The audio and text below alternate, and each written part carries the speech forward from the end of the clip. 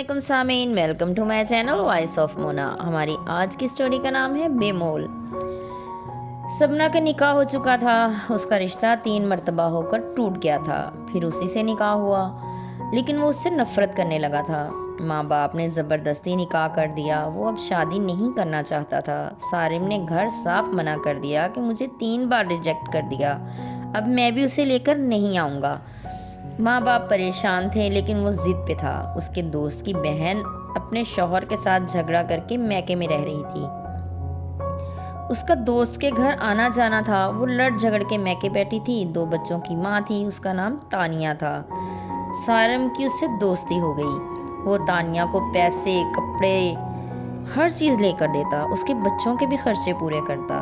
वो बहुत खुश थी। उसे कोई परेशानी होती फ़ौरन सारम को कॉल करती। वो भी उड़ता हुआ आता।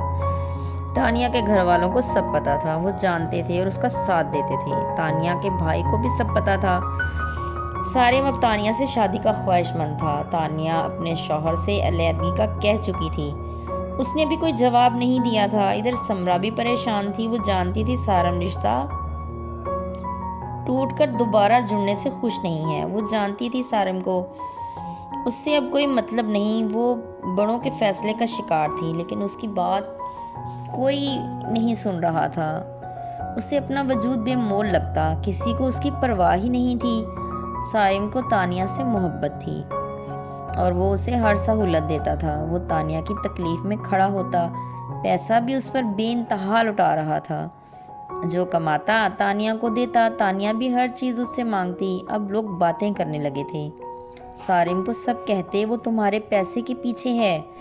जिस दिन पैसा नहीं होगा वो पूछेगी भी नहीं, मगर उसकी आंखें बंद थीं। उसने समरा को तलाक दे दी। इधर तानिया का रवैया भी बदल रहा था। सारिम को चोट लग गई। वो काम नहीं कर पा रहा था। तानिया उससे झगड़ा करने लगी।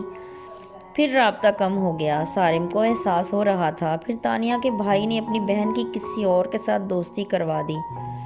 वो भी एक अमीर इंसान था। सारिम को किसी ने बताया। उसने पहले यकीन नहीं किया।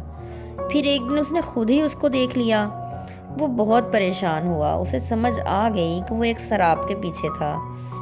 वो आज खुद बेमोल हो गया था, लेकिन उसे समझ आ ही गई थी दुनिया पैसे के पीछे है। वो अब दुआ करता कि अल्लाह मुझे कोई ऐसा इंसान अता करे जो पैसे से नहीं, मुझसे मोहब्बत करे।